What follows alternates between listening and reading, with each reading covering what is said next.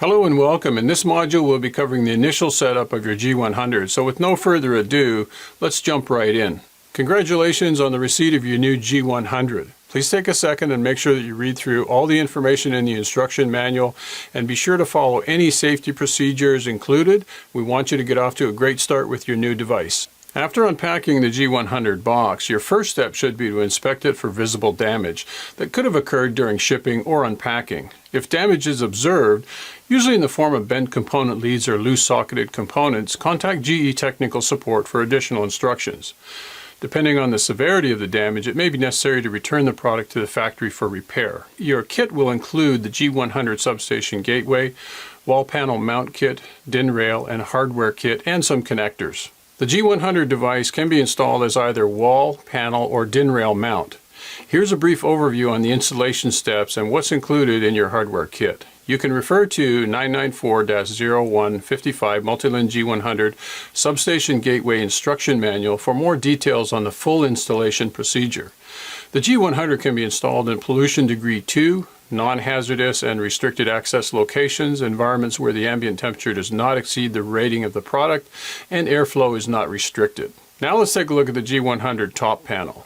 The G100 is equipped with an internal general purpose input-output interface GPIO indicated by numbers 7 and 8 in the image. The G100 can communicate with D20 peripheral modules. To communicate with D20 peripheral I/O modules, the G100 requires the installation and configuration of the optional D.20 HDLC PCIe card indicated by the number 9 in the image. Please refer to 994-0155 Multilin G100 Substation Gateway Instruction Manual for more details. Now let's take a look at the G100 bottom and front panel views.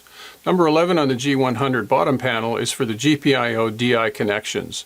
The LEDs marked as 15, 16, and 17 on the front panel are the GPIO DI channel /DO channel AI sampling indicators at runtime. Number 19, each serial port has LED activity, TX and RX indicators on the front panel.